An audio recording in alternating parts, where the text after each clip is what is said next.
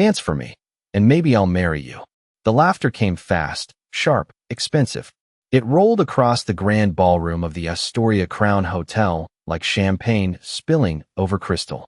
Beneath 3 massive chandeliers glowing gold against the midnight blue ceiling, senators laughed beside hedge fund managers. Old money wives covered their smiles with diamond-ringed fingers, and camera phones quietly tilted upward to capture the humiliation unfolding near the orchestra stage. Naomi Carter stood frozen beside table 12, one hand gripping a silver tray filled with half-empty champagne flutes, the other curled tightly against the seam of her black uniform apron. She had spent the last 6 hours floating silently between America's wealthiest people, refilling glasses, clearing plates, and pretending not to hear the comments that always came when rich people forgot service workers were human.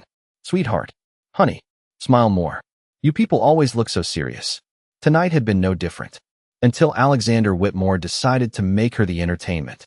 He stood near the center of the ballroom beneath a spotlight of soft amber light, 6'2" in a black tuxedo tailored so perfectly it looked sculpted onto him. The billionaire CEO of Whitmore Capital carried the kind of presence that made rooms rearrange themselves around him. Politicians leaned toward him. Investors waited for his approval before laughing. Women twice Naomi's social status watched him like gravity belonged to him alone. And right now, Alexander Whitmore was staring directly at her with amusement dancing in his cold blue eyes. "What?" he asked casually, lifting a glass of bourbon as the crowd quieted slightly. "You don't know how to waltz." More laughter. Softer this time. Meaner. Naomi lowered her eyes for exactly 1 second. Not out of shame. Out of control. Because control was survival in places like this. She knew these rooms. Knew how quickly powerful people turned cruelty into sport. Knew that if she reacted emotionally, she would become the problem instead of the humiliation itself. Around her, the orchestra continued softly tuning their instruments. Violins whispered beneath the low murmur of elite conversation. Candlelight reflected across polished marble floors so flawless they looked wet. Outside the towering windows, Manhattan shimmered in cold silver rain 30 stories below. Everything about the room screamed wealth. But Naomi had learned something years ago while growing up in Southside Chicago with her grandmother. Wealth and class were not the same thing.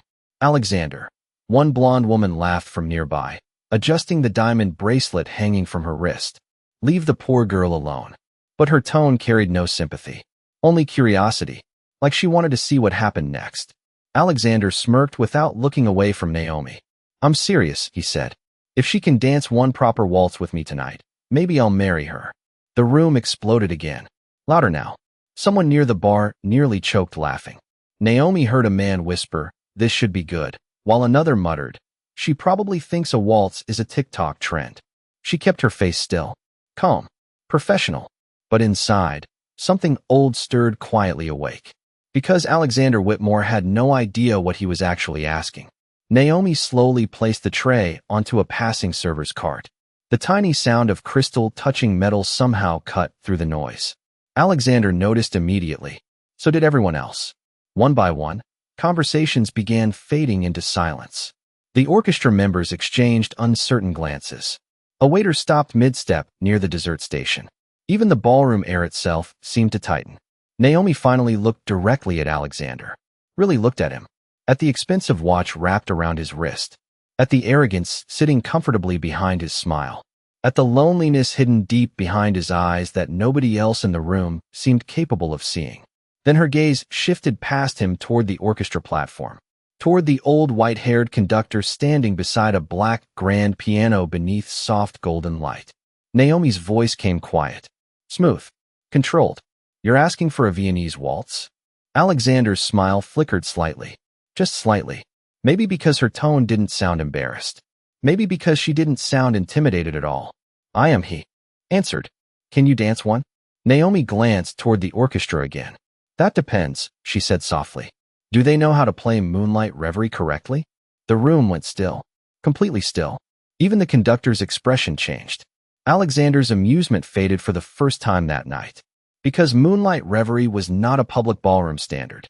It was an old private composition rarely performed outside elite classical circles. a song almost nobody under 40 even recognized anymore. And somehow, the black waitress standing in front of him had just pronounced its French title perfectly.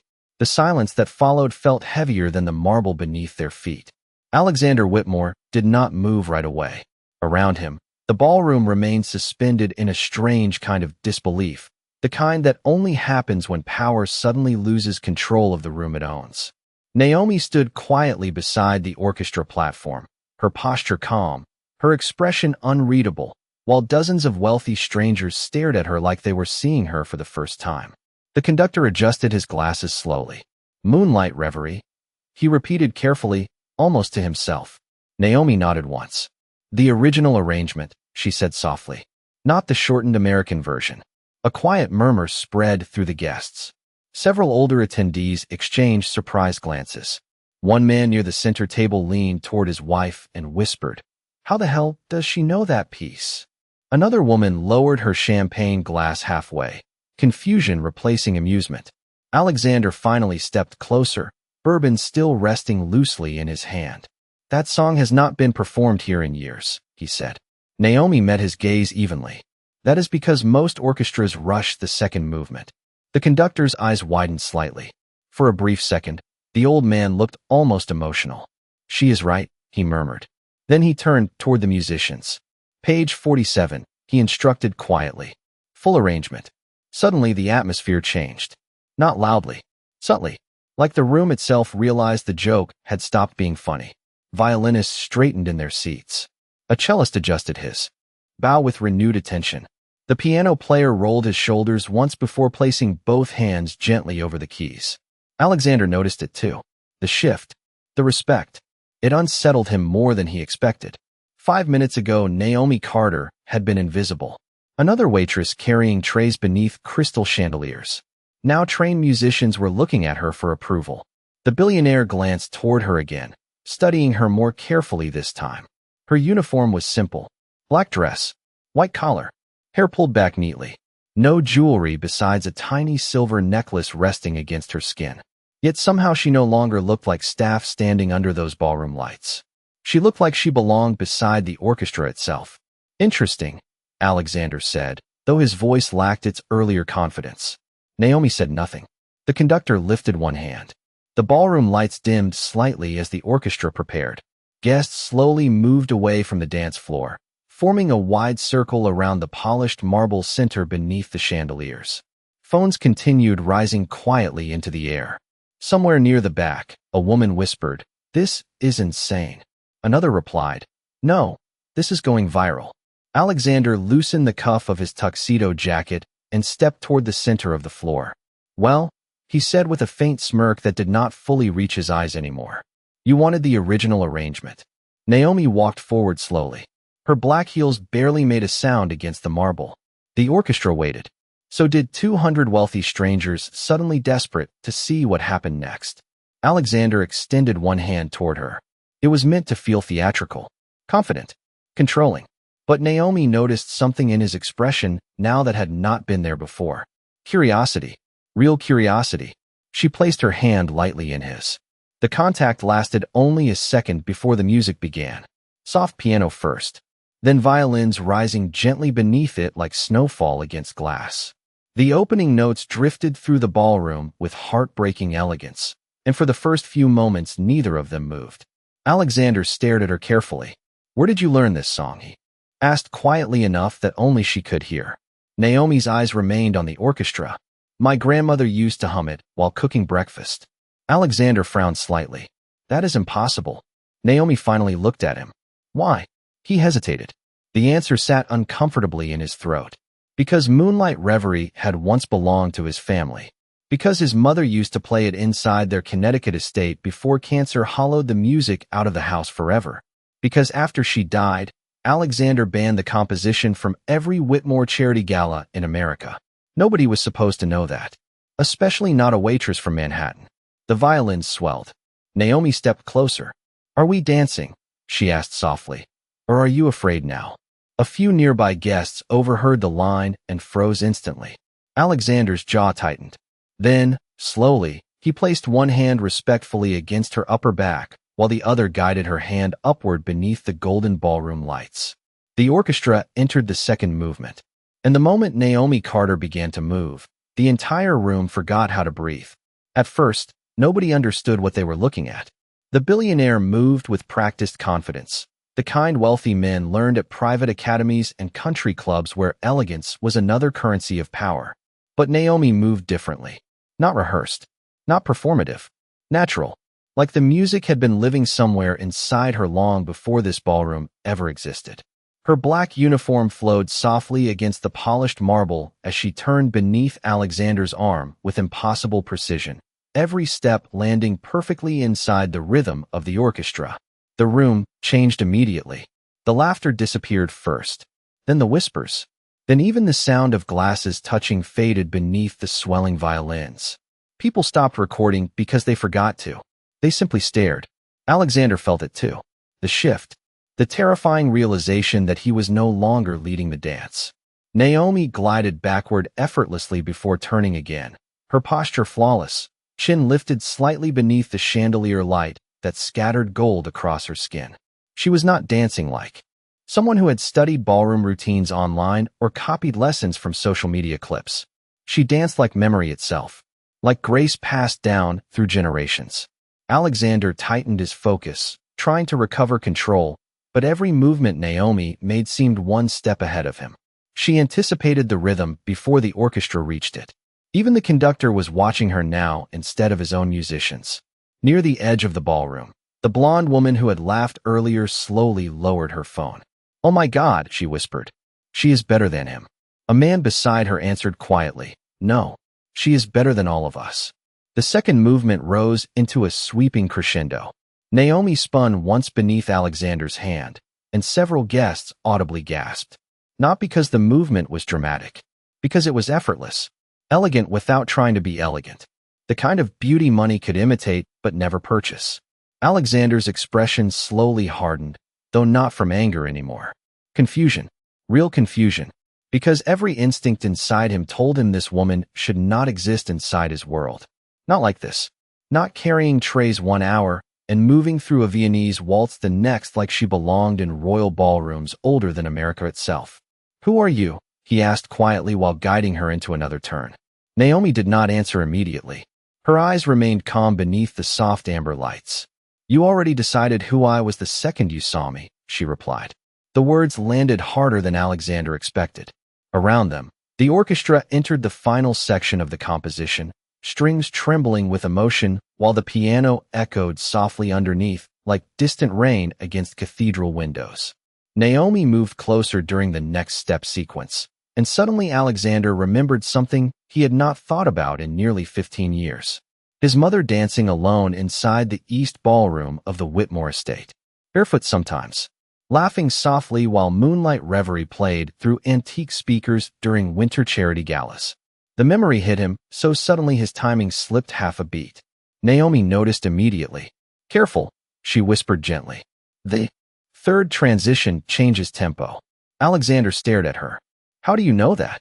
Naomi looked toward the orchestra again. "Because your mother always slowed the third transition." His entire body froze for one terrifying second. Not visibly, but internally, like the ground beneath his polished shoes had shifted sideways. Naomi felt it through his hand, through the sudden tension in his posture, through the way his breathing changed.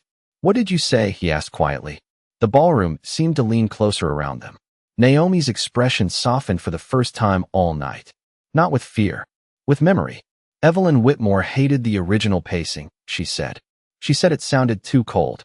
Alexander's heartbeat stumbled hard against his ribs. Nobody talked about his mother anymore. Not publicly, not at events like this. After she died, the Whitmore family buried almost every trace of her private life beneath corporate foundations, museum donations, and carefully polished interviews. But Naomi spoke her name like she had known her personally. The orchestra continued playing, but Alexander barely heard it now. "How do you know my mother?" he demanded softly. Naomi's eyes finally met his fully beneath the ballroom lights. "Because," she said quietly, "my grandmother danced with her." Silence crashed through Alexander's mind louder than the orchestra itself. Around the ballroom, wealthy strangers stood frozen in place, watching something they no longer understood. The billionaire still held the waitress in his arms beneath the chandeliers, but the power inside the room had changed completely now. Because for the first time that night, Alexander Whitmore was no longer looking down at Naomi Carter. He was looking up. The final notes of the waltz drifted through the ballroom like smoke dissolving into air, soft and trembling and impossibly fragile. Nobody clapped at first. Nobody moved either. The wealthy guests surrounding the dance floor stood completely still beneath the chandeliers, caught somewhere between fascination and disbelief. Alexander Whitmore slowly released Naomi's hand, but his eyes never left her face. The orchestra lowered their instruments one by one. Somewhere near the back of the room, a champagne glass quietly touched the marble floor with a soft crack because someone had forgotten they were holding it. Naomi stepped backward calmly, her breathing steady despite the weight of 200 stairs pressing against her skin. She looked composed, untouchable, but inside, memories were rising too quickly now. Her grandmother's apartment in Chicago, old jazz records spinning beside rain-streaked windows, the scent of cinnamon tea, velvet dance shoes lined carefully near the door because Eleanor Carter believed elegance mattered even when life was cruel. Especially then. Naomi. Alexander's voice sounded lower now. Different. Gone was the amusement that had filled it earlier. Gone was the billionaire performing for a room full of powerful people. What remained sounded dangerously human. Who was your grandmother? Naomi glanced briefly toward the orchestra before answering. Eleanor Carter. The color drained subtly from Alexander's face. The reaction was small enough most people missed it. Naomi did not. That is impossible, he whispered. Eleanor Carter disappeared 30 years ago. A murmur spread instantly across several older guests standing near the front. One gray-haired investor turned sharply toward another woman beside him. Eleanor Carter, he repeated under his breath. The Eleanor Carter? Naomi noticed the recognition immediately. Of course they remembered. Wealthy people always remembered legends once enough time made them safe to admire. Eleanor Carter had once been one of the most gifted ballroom dancers in New York. Not officially, not publicly, but privately, among elite charity circles and exclusive Manhattan galas. Her name had carried quiet reverence. Graceful, brilliant, untouchable, until society reminded her exactly who was allowed to belong inside rooms like these. Naomi's fingers tightened slightly against the side of her uniform apron. She did not disappear, Naomi said quietly. She left. Alexander stared at her. Why would she leave? Naomi almost laughed at the question. Not because it was funny, because it revealed how little men like Alexander understood about the world. Outside privilege. Because every ballroom eventually reminds certain people they are only welcome as entertainment, she answered softly. Silence spread again. Heavy this time. Several guests lowered their eyes. Others shifted uncomfortably beneath the crystal lights. Across the room, the blonde woman who had mocked Naomi earlier suddenly looked deeply interested in her champagne. Alexander's jaw tightened slightly. My mother never told me that. Naomi nodded once. Your mother was different. That answer hit harder than Alexander expected. Evelyn Whitmore. Elegant. Kind. Lonely inside a family obsessed with image and reputation. He remembered her defending musicians at charity dinners. Remembered her slipping generous tips into servers' hands when nobody else noticed. Remembered her dancing alone long after guests left because dancing was the only time she looked free.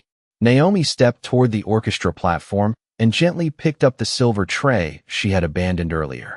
The movement stunned people more than the dance itself somehow, because it reminded everyone what she actually was in their eyes. Staff. Service. Disposable. Yet suddenly the contrast felt unbearable. A billionaire in custom Italian tailoring stood speechless in the middle of the ballroom, while the black waitress he had publicly mocked carried herself with more dignity than anyone else in the room. Wait. Alexander moved instinctively as Naomi turned away. The room immediately noticed. Powerful men like Alexander Whitmore were never the ones chasing conversations. They ended them, controlled them, owned them. But now he sounded almost desperate not to lose her. Naomi stopped walking but did not turn around immediately. Alexander stepped closer, lowering his voice. My mother used to talk about someone named Eleanor. Naomi remained still. She said Eleanor danced like music belonged to her. Naomi finally looked back at him. For the first time all night, emotion flickered visibly across her face. Not pride, grief. Your mother once told my grandmother that grace was the only thing rich people could not buy, Naomi said quietly. Alexander felt something inside his chest tighten painfully, because he remembered hearing those exact words as a child. At the time he had not understood them. Standing inside the ballroom now beneath gold chandeliers and silent stares, he finally did. Around them, the atmosphere had completely transformed. Nobody saw Naomi Carter as invisible anymore. The investors watched her carefully now. The politicians, the socialites, even the orchestra members looked at her differently. Respect had entered the room quietly and rearranged everything. Naomi adjusted the tray lightly against her hip. I should get back to work, she said softly. But before she could take another step, an older voice suddenly rose from the crowd near the orchestra. Eleanor Carter had a daughter. An elderly woman said carefully. A little girl. Naomi froze instantly. The woman stepped closer into the chandelier light, her silver earrings trembling slightly. You are not Eleanor's granddaughter, she whispered. You are Vivian's child. The entire ballroom went silent again. And this time, even Naomi looked shaken. Naomi's breath caught so subtly most people would never have noticed it, but Alexander did. The reaction flashed across her face for less than a second before she buried it beneath composure again. The elderly woman standing near the orchestra slowly stepped forward into the golden chandelier light, her silk evening gloves trembling slightly around the stem of her wine glass. Vivian Carter, she repeated softly. My God. The ballroom watched in complete silence now. Not curious silence anymore. Reverent silence. The kind people fall into when they realize they are standing inside someone else's history. Naomi lowered the tray carefully onto a nearby cocktail table. You knew my mother? She asked quietly. The older woman nodded immediately, emotion filling her eyes. Everyone knew Vivian. She smiled faintly through the memory. She was extraordinary. Naomi looked down for a brief moment. That word still hurts sometimes. Extraordinary. Her mother had been extraordinary right until medical bills swallowed everything their family owned.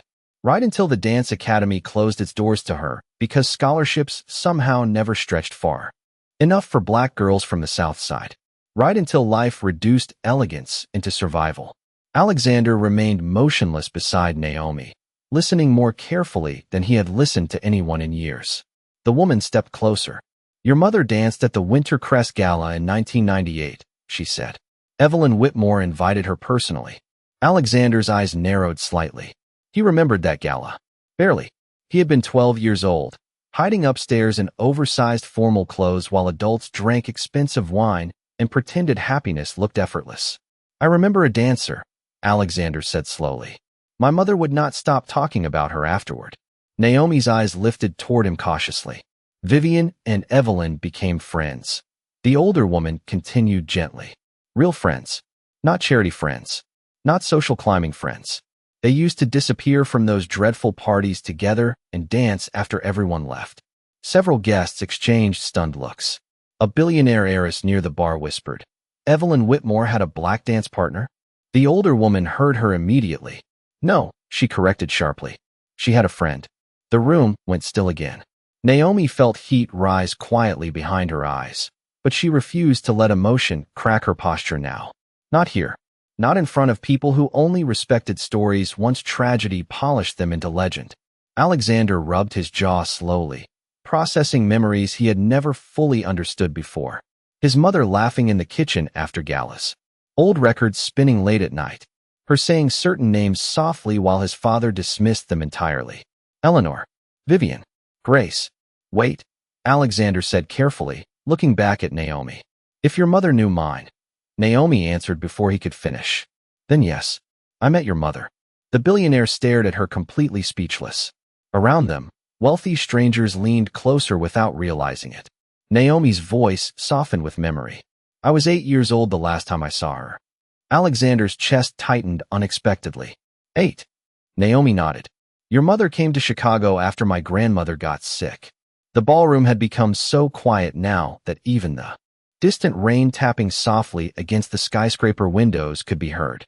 Naomi looked toward the orchestra platform while speaking, as though the memories themselves were playing somewhere inside the music still lingering in the room. She brought flowers, Naomi said quietly. White roses. Alexander felt his throat tighten instantly. White roses had been his mother's signature at every gala she ever attended. Naomi smiled faintly at the memory. I remember because I had never seen flowers that expensive before. A few guests shifted uncomfortably at that line. Alexander barely noticed them anymore. My mother never told me any of this, he whispered. Naomi finally looked directly at him again. Maybe because people around her spent too much time deciding who belonged in rooms like this. The sentence landed softly, but it cut through the ballroom cleaner than any insult could have. Alexander looked around slowly then. Really looked. Investors wearing watches worth more than most homes. Women in designer gowns staring at Naomi with fascination now that her story carried social value. Men who laughed at her an hour earlier suddenly pretending respect had always existed. He saw it all now. The performance. The hierarchy. The quiet cruelty disguised as sophistication. And for the first time in his life, Alexander Whitmore looked embarrassed by his own world. Near the orchestra, one violinist quietly stood up. Then another. A pianist followed. Without speaking, the musicians began applauding Naomi softly. Not dramatic applause. Respectful applause. Real applause. One by one, other guests slowly joined in until the ballroom filled with the sound of clapping beneath the crystal chandeliers. Naomi stood perfectly still through all of it, her face calm despite the emotion gathering behind her eyes. Because she understood something the room was only beginning to learn. People did not suddenly become good simply because they discovered value in someone they once ignored. Alexander stepped closer to her again while the applause continued around them. Naomi, he said quietly, why are you working here? She looked at him for a long moment before answering. Because Grace does not pay hospital bills. And just like that, the applause began dying away into silence once more. The silence after Naomi's words felt heavier than the applause had. Grace does not pay hospital bills. The sentence lingered beneath the chandeliers like smoke nobody could escape. Around the ballroom, wealthy guests slowly lowered their hands, suddenly unsure where to look. Some glanced toward the marble floor. Others pretended interest in their drinks.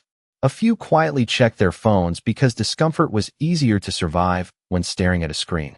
But Alexander Whitmore could not look away from Naomi Carter. For years, people had spoken carefully around him. Employees softened truths. Investors performed admiration. Women at galas smiled like access to his last name was a privilege. Nobody spoke to him the way Naomi did. Directly, calmly, without fear. And somehow that honesty unsettled him more than anger ever could. Who is sick? He asked quietly. Naomi hesitated just long enough for him to notice. My grandmother. The answer came soft but steady. Eleanor. Naomi nodded once. She had a stroke last winter. The billionaire felt something cold settle into his chest.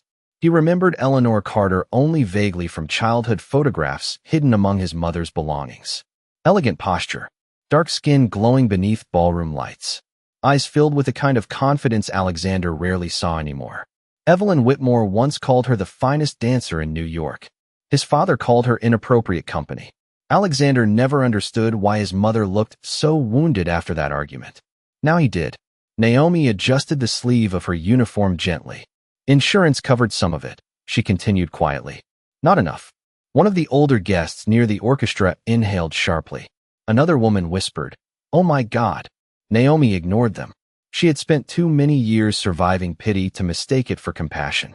The rehab center raised prices 3 months ago, she said. So I work doubles now. Alexander's jaw tightened subtly. He looked around the ballroom again.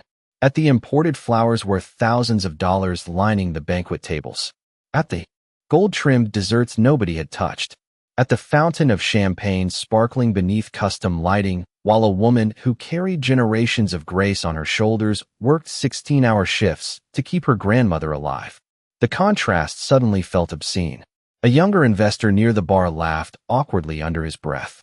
Well, he muttered quietly to a friend, she definitely earned a raise tonight. Alexander heard him immediately. So did Naomi. The billionaire turned slowly toward the man. What was that? The room tightened again. The investor straightened instantly. Nothing, Alexander. I was just saying she is talented. Alexander stared at him for one long second. Then he spoke with a calmness far more dangerous than shouting. You laughed at her an hour ago. The man swallowed hard. I did not mean anything by it. Naomi watched carefully as something shifted inside Alexander Whitmore right in front of everyone. Not guilt exactly. Recognition. For the first time in his life, he was seeing how casually cruelty moved through rooms like this. How people turned disrespect into entertainment as long as the target wore a uniform instead of a tuxedo. Alexander looked back at Naomi slowly. And I started it. The confession landed heavily across the ballroom. Nobody expected billionaires to admit fault publicly. Men like Alexander Whitmore were trained from birth to protect image before truth. Naomi's expression softened slightly, though not enough to erase the distance between them. Yes, she answered honestly. The orchestra members exchanged glances nearby. Even the hotel staff standing near the service entrance had stopped pretending to work now. Waiters, bartenders, kitchen runners. They all watched quietly from the edges of the ballroom because they understood something wealthy guests did not. Naomi was not standing there for herself anymore. She was standing there for every invisible person who had ever been laughed at while carrying someone else's plate. Alexander loosened his tie slowly beneath the chandelier lights. For the first time that night, he looked less like a billionaire and more like a tired man suddenly ashamed of the world he ruled. My mother funded a rehabilitation foundation before she died, he said quietly. Naomi's eyes narrowed slightly. I know. Alexander blinked. You know? Naomi nodded. Your mother paid for my piano lessons when I was 9. The billionaire stared at her again, stunned. What? Naomi smiled faintly through old memories. She used to send checks anonymously through the community arts center. Alexander felt his chest tighten painfully, because that sounded exactly like Evelyn Whitmore. Quiet kindness hidden behind formal galas and polished interviews. Compassion without cameras. He looked toward the towering windows where Manhattan glowed silver beneath cold rain. Then back at Naomi standing beneath ballroom lights in a waitress uniform she somehow wore with more dignity than anyone else's designer gown. She would hate what this room became tonight, Naomi said softly. Alexander closed his eyes briefly because deep down he knew she was right. When he opened them again, his voice had changed completely. Gone was the arrogance. Gone was the performance.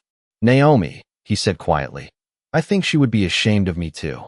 The ballroom did not know what to do with honesty. Not this kind. Not the kind that stripped wealth down to something small and frightened beneath crystal chandeliers. Alexander Whitmore stood motionless near the center of the dance floor, his confession still hanging in the air while Manhattan rain streaked silver against the towering glass windows behind him. I think she would be ashamed of me too. Nobody interrupted. Nobody rushed to rescue him with polite laughter or expensive distractions. Even the orchestra remained silent now, instruments resting quietly in tired hands. Naomi watched Alexander carefully, searching his face for the performance she expected to find. Men like him were experts at controlled vulnerability, public emotion, carefully measured regret. But this looked different somehow. Smaller, realer. The billionaire lowered his eyes briefly, something Naomi suspected he almost never did in rooms like this. I spent years turning into the kind of man my father respected, Alexander said quietly. I never stopped to ask whether my mother would. The older guests near the front exchanged uneasy glances. They remembered Richard Whitmore well. Cold, ruthless, obsessed with image. The kind of man who donated libraries to universities while humiliating waiters for pouring sparkling water too slowly. Naomi remembered him too. Not clearly, just fragments. A heavy voice. Expensive shoes crossing marble floors. The way Eleanor Carter used to stiffen whenever his name came up in conversation. Your father did not like my grandmother, Naomi said softly. Alexander gave a humorless smile. My father did not like anyone he could not control. That answer landed with surprising honesty. Naomi folded her arms lightly against herself. And what about you? She asked. The billionaire looked directly at her.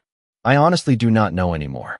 Somewhere near the ballroom entrance, one of the younger servers quietly wiped tears from her face before pretending to adjust silverware. The hotel staff understood what the wealthy guests still struggled to grasp. This was no longer about a dance. It was about dignity finally speaking out loud in a room built on quiet hierarchies. Alexander loosened the top button of his tuxedo jacket slowly. You asked earlier if I was afraid, he said. Naomi tilted her head slightly. And he looked around the ballroom carefully before answering. I think this is the first honest conversation I've had in years. Several guests shifted uncomfortably again, because they knew he was talking about them too. About rooms full of people who performed perfection while hiding emptiness beneath luxury. Naomi studied him for a long moment beneath the warm chandelier glow. Then she asked quietly, "Do you know what my grandmother used to say about rich people?" Alexander shook his head once. Naomi's voice remained calm. She said the saddest people in America wear tuxedos more often than smiles. A few nervous laughs escaped from the crowd before dying almost instantly. Alexander did not laugh at all, because deep down, he understood exactly what she meant. The ballroom doors suddenly opened near the back of the room, and a sharply dressed hotel manager hurried inside looking pale with panic. He stopped the moment he saw the scene unfolding before him. Naomi standing beside the billionaire. Guests silent. Phones recording openly now. The orchestra still frozen in place. "Naomi," the manager whispered urgently, forcing a tight smile. "Can I speak with you for a second?" Naomi already knew that tone. Every service worker in America knew it. Damage control. The manager stepped closer, lowering his voice. "You are supposed to be covering the west section." Alexander turned immediately. "She is here because of me." The manager blinked nervously. "Of course, Mr. Whitmore. I just meant—" "No," Alexander interrupted calmly. "You meant she should disappear again." Silence dropped heavily across the room. The manager's face drained of color. Naomi stared at Alexander in surprise. So did everyone else. Billionaires protected institutions. Reputation. Order. They did not publicly challenge hotel management over waitresses. But Alexander looked strangely finished pretending tonight. "She works for this hotel," the manager said carefully. "There are protocols." Alexander nodded once. "And somehow every protocol in this city seems designed to remind certain people where they belong." Naomi felt her heartbeat stumble slightly at that sentence. Because now he sounded like his mother. The realization unsettled her more than she wanted to admit. The manager glanced around desperately at the wealthy guests, watching him unravel beneath the chandeliers. "Mr. Whitmore, perhaps we should continue this privately." Alexander looked toward Naomi first before answering. "That is the problem," he said quietly. "People like me only apologize privately after humiliating people publicly." The room fell completely silent again. Near the orchestra, one elderly woman slowly began clapping first. Then another guest joined her. Then another. Not loud applause this time. Respectful applause. The kind reserved for moments people knew they would remember years later. Naomi stood perfectly still through all of it, emotions pulling quietly behind her calm expression. Because somewhere deep inside, beneath exhaustion and survival and double shifts and hospital bills, a dangerous feeling had started to rise. Hope. And hope, she had learned long ago, could break your heart faster than cruelty ever could. The applause spread slowly through the ballroom like rain moving across glass, soft at first, then impossible to ignore. Naomi stood beneath the chandeliers surrounded by people who had spent the entire evening deciding whether she belonged in the room. And now those same people were looking at her like she had become the center of it. But Naomi Carter understood something dangerous about admiration. It arrived too quickly when powerful people discovered value in someone they once ignored. Respect built on surprise was still built on prejudice. She kept her expression calm while the applause faded again into silence. Alexander Whitmore noticed it immediately. "You do not trust this," he said quietly. Naomi looked toward the crowd of wealthy strangers gathered around them. "Should I?" The billionaire had no answer for that. Because deep down he knew she was right. Tonight the ballroom respected Naomi because she danced beautifully, because her mother had once known his, because her story sounded elegant enough for rich people to romanticize. But thousands of invisible workers across Manhattan would wake up tomorrow still carrying trays through rooms full of people who never bothered learning their names. Alexander rubbed his thumb slowly against the edge of his glass, though the bourbon inside had gone untouched for nearly an hour now. "You think this changes nothing," he said. Naomi gave a faint smile. "I think moments are easy." She glanced around the ballroom carefully. Systems are harder. Several guests nearby shifted uncomfortably again. The orchestra members remained silent, listening more closely now than many executives had probably listened during board meetings all year. Near the entrance, hotel staff gathered quietly behind service doors pretending to polish silverware while watching everything unfold. Naomi noticed them too.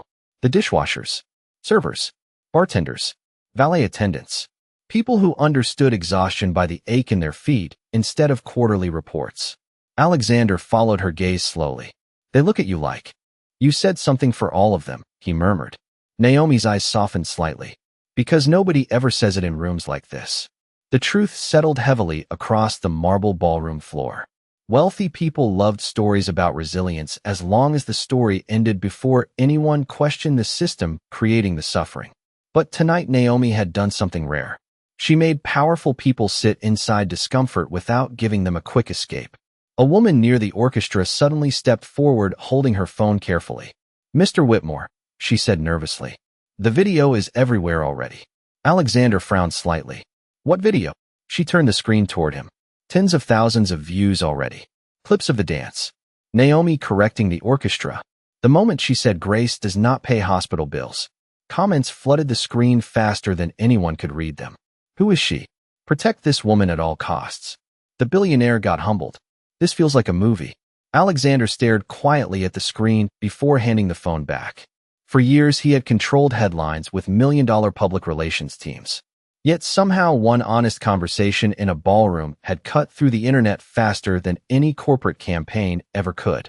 Naomi looked almost tired suddenly. "I should leave before this gets worse," she said softly. Alexander turned toward her immediately. "Worse?" Naomi nodded. "People love stories until real people are attached to them." She picked up her silver tray again, and somehow that simple motion hurt Alexander more than any accusation tonight. Because no matter what happened inside this ballroom, Naomi still had to finish her shift.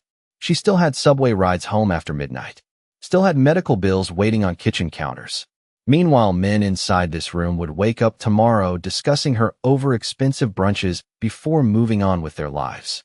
"Naomi." His voice stopped her again. She looked back carefully. Alexander hesitated for the first time all evening. Truly hesitated. Then he reached into the inside pocket of his tuxedo jacket and pulled out a small cream-colored card embossed with silver lettering. "Whitmore Foundation." The room watched silently as he held it out toward her. Naomi did not take it immediately. "What is this?" she asked carefully. "My private number," Alexander answered. "And the direct contact for the rehabilitation center my mother built." Naomi's expression hardened slightly. "I do not want charity." Alexander nodded once. "I know." His voice remained calm. "That is why I am offering respect instead." Something about the way he said it made the ballroom fall quiet again. Not dramatic quiet. Human quiet. Naomi looked down at the card without touching it. "You cannot fix tonight with money," she said softly. "I am not trying to." Alexander swallowed slowly. "I am trying to stop pretending money fixes everything." For a moment, neither of them moved beneath the chandelier light, while rain whispered softly against the Manhattan skyline outside. Then Naomi finally accepted the card. The ballroom noticed immediately. So did the internet, still exploding across thousands of phones inside the room. But what surprised Naomi most was not the billionaire's offer. It was the expression on Alexander Whitmore's face after she took it. Relief. Not the relief of a man who got what he wanted. The relief of a man who had spent years trapped inside himself and finally told the truth out loud. By the time midnight settled over Manhattan, the ballroom no longer felt like the same room. The chandeliers still glowed gold across polished marble. The orchestra still rested quietly beside the grand piano. Expensive perfume and aged whiskey still lingered in the air beneath the sound of distant rain against glass. But something invisible had shifted. The hierarchy inside the room had cracked open just enough for people to see each other differently.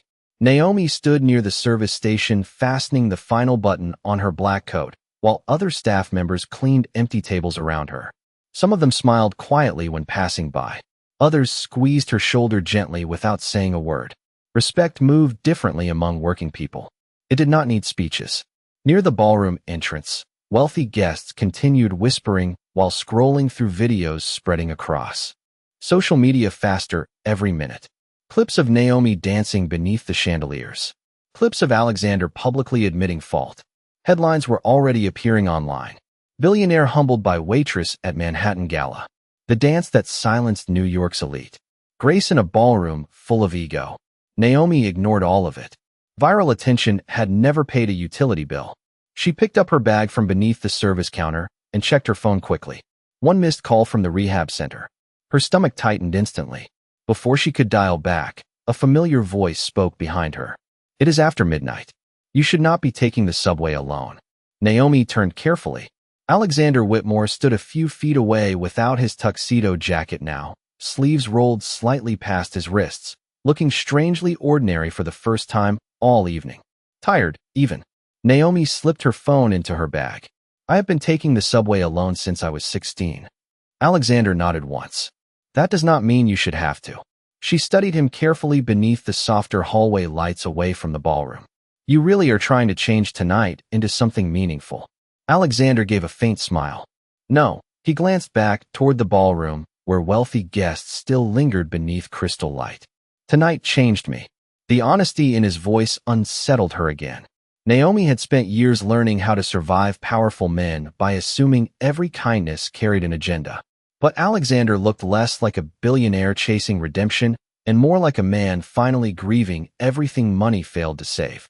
"My mother used to stay after galas ended," he said quietly. "She would help staff fold tablecloths when nobody was watching." Naomi's expression softened slightly. "That sounds like her." Alexander leaned lightly against the hallway wall. "I used to think she was embarrassing." The confession sounded almost painful now. "My father hated it." Naomi looked down briefly before answering. People who confuse status with value usually hate humility. Alexander let out a quiet breath that almost sounded like laughter. "You really do sound like Eleanor Carter." Naomi smiled faintly. "For the first time in hours. That is probably the nicest thing anyone has ever said to me." Silence settled comfortably between them for a moment while rain tapped softly against the skyscraper windows nearby. Then Naomi's phone vibrated again. Her face changed instantly after reading the message. Alexander noticed. "What happened?" Naomi swallowed carefully. "The rehab center says my grandmother is awake." Emotion flickered across her face too quickly to hide completely this time. Relief. Fear. Hope. "They said she asked for music." Alexander looked at her quietly. "Moonlight reverie." Naomi nodded once. The billionaire reached slowly into his pocket again before pulling out a small silver keycard embossed with the Whitmore Foundation crest. "There is a private driver downstairs," he said softly.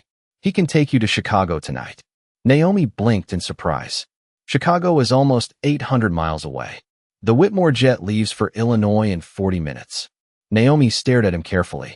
"Alexander, this is not charity," he interrupted gently. "This is me honoring my mother." The hallway fell quiet again. Naomi looked at the silver keycard in his hand for a long moment before finally taking it. Not because she suddenly trusted wealthy men. Not because one ballroom conversation erased years of exhaustion and survival. But because somewhere deep inside, she believed Evelyn Whitmore would have wanted her to say yes.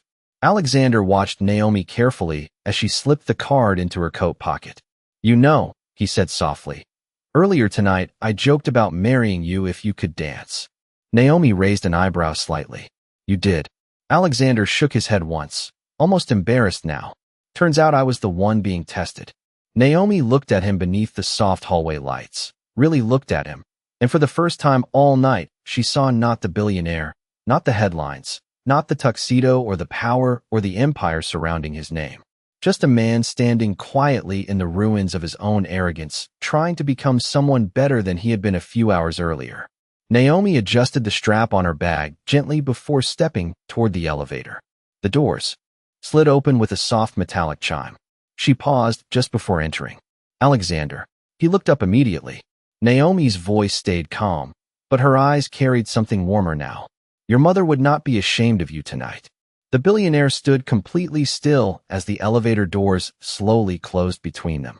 And for the first time in years, Alexander Whitmore felt something wealth had never managed to buy him. Peace.